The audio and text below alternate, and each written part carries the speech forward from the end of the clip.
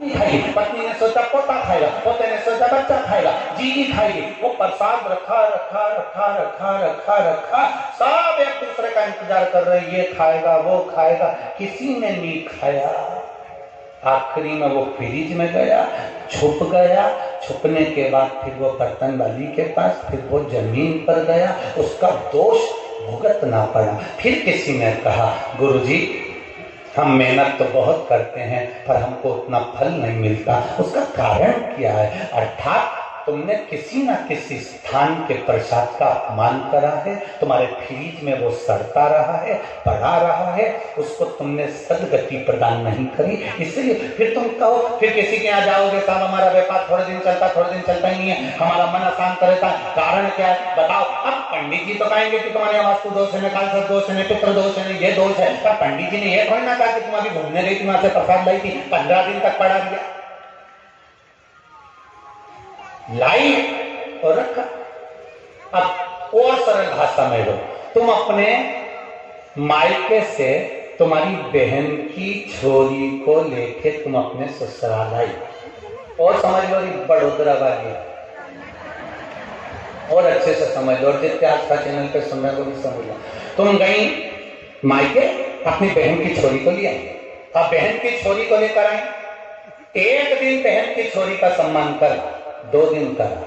अब वो बहन की छोरी को थोड़ी पढ़ाई करना थी, तो उसने मासी में ही नहीं रखा, मासी ने कहा अब उस बहन की छोरी का सम्मान तुम्हारा ना पति करे, ना तुम्हारे छोरा छोरी करे, ना तुम्हारी सास करे, ईमानदारी से बोलो, वो बहन की छोरी यहाँ रहेगी क्या? बोलो बोलो, जम के बोलो, नहीं रहेगी ना? वो तो कह देगी मासी, ओ मासी। मासी बोले हाँ बेटा, ये सब लगाते मुझे फांसी, मैं जा रही मासी। अब वो तो छोड़ी, उसने कहा बेटा तुझे अच्छा नहीं लग रहा? नहीं मासी ऐसी कोई बात नहीं, तो ठीक हूँ। नहीं बेटा किसी ने कुछ कह दिया? नहीं मासी ऐसी कोई बात नहीं। वो चेहरे से पहचान गया। उसी तरह जब तुम इतने लाड़ प्यार से अपनी बहन की छोरी को लेकर आए, उसका आदर नहीं हुआ तो बहन की छोरी नहीं टिकती है, और दूसरी बार वो बहन की छोरी से तुमने कहा चल मेरे घर, अब आएगी? अरे बोलो तभी उधर टेंट आएगी? नहीं आएगी। क्यों? एक बार अभी उसने सम्मान नहीं करा, क्या करना? और वो 4 जगह कह देगी चले मत जाना मासी के यहाँ, उनकी सास और उनकी औलाद बहुत मुंह सड़ा है। जैसे तुमने बहन की छोरी के लिए कहा वैसा कि वैसे ही प्रसाद में, कभी मत जाना इसके घर में, प्रसाद खाने के नाम छोरा कहे मैं डाइटिंग कर रहा हूँ, छोरी के मम्मी तो ऑयली में नहीं खा सकती, सास के मेरे मुंडा में सोफा सेट हुई तो मुझसे तो चले ही नहीं, और पति के मुझे ये ढोंगपन पसंद नहीं, तो फिर बची तू अकेली तो बहन की छोरी को क्यों लाई? समझ गए? समझ आ रहा है कि नहीं आ रहा? समझ में आ रहा है ना? हाँ, नहीं तो भाषा का अंतर आ रहा है थोड़ा बहुत, हम मध्य प्रदेश के तुम गुजरात के, कहीं अगर थोड़ी बहुत आ जाए तो ठीक है, नहीं आए तो पड़ोसन का मुंडा देखना, उसका ना समझ पाना कि इसको समझ में आते मतलब अपने को, ठीक है? कभी शराब की दुकान पर गाली नहीं देता दिखेगा, तुम देखना, वो हमेशा बस कहीं अच्छा व्यक्ति दिखा और वो चालू हुआ उन्हें देना चाहिए, तो ये दिखे तो अपना रास्ता बदल दो, इनसे मुंडा नहीं मिलाना अपने को, इनके सामने नहीं था। भगवान भी समझ गए ये भीम है, भीम पहचान जाता है थोड़ी देर में, पर मांगेगा भी साधारण नहीं जाऊंगा इसके सामने। भगवान शिव ने पार्वती जी की तपस्या में भीम लग गए, और जो माता पार्वती जी की तपस्या भीम ने करी, ऐसी तप साधना करी, माता पार्वती जाने लगी। शंकर भगवान बोले पार्वती कहाँ जा रही है? पार्वती जी बोली भीम तपस्या कर रहा है। शंकर भगवान बोले बिल्कुल मत जाना। पार्वती जी बोली जाना तो पड़ेगा, भीम ने तपस्या करी, लोग क्या कहेंगे, मैं मां होकर उसके सामने न जाऊं? मैं तो जाऊंगी।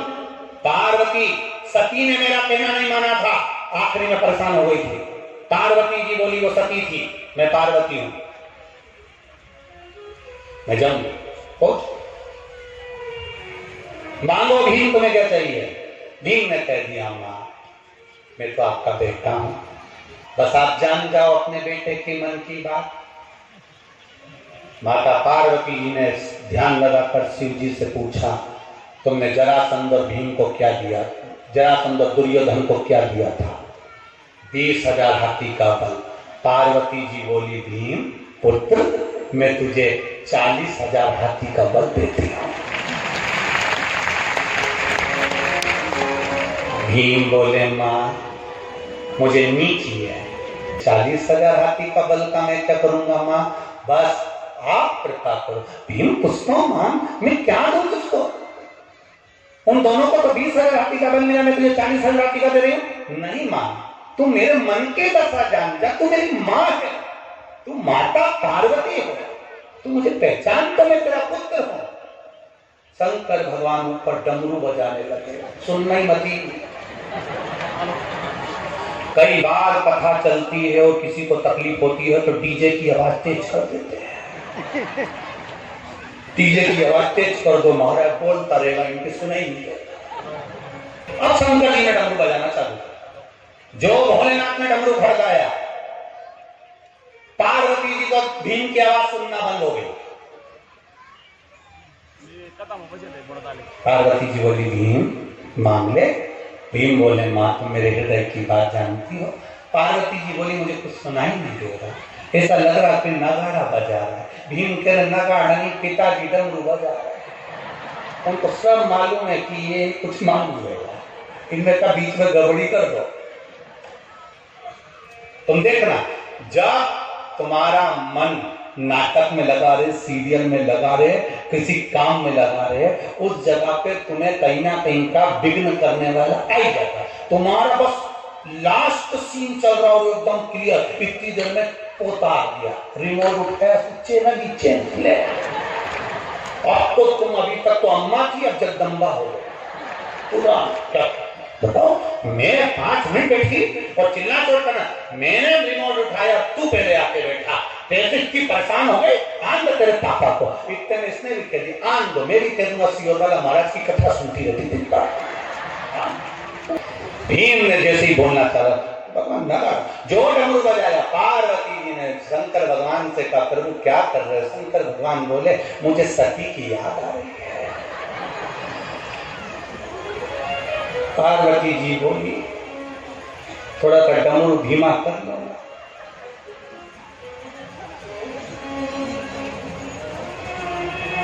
थोड़ा धीमा करो तो हम क्या करो?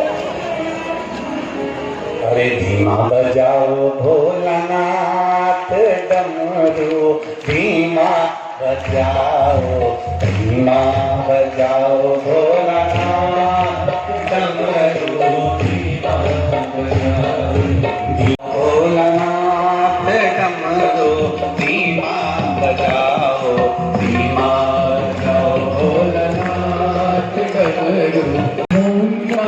विश्व सदा शिव, भूमि भोलेनाथ महाशिव, हरे लागे गाया। ओ हरे हरे हरे महादेव, बाबा भवानी के नमामि, अच्युतं केशवं राम नारायणं, केशवं गोकुलं वासुदेवं, वीरमं माधवं गोपिकावल्लभं, जानकी नायकं श्रीरामचन्द्रं। हरे राम राम राम हरे हरे, हरे कृष्ण कृष्ण कृष्ण हरे हरे, हरे राम राम राम हरे हरे, हरे कृष्ण कृष्ण हरे हरे। कृष्णनाथ भगवान की जय, कृष्ण महादेव की जय। कमेटी का जो कार्यालय, बहुत ज्यादा मजा आया। अब हम लोग सब घर जा रहे हैं। अरे बाप रे, गाड़ी में बैठ गए और गाड़ी बहुत ज्यादा गर्म हो गया।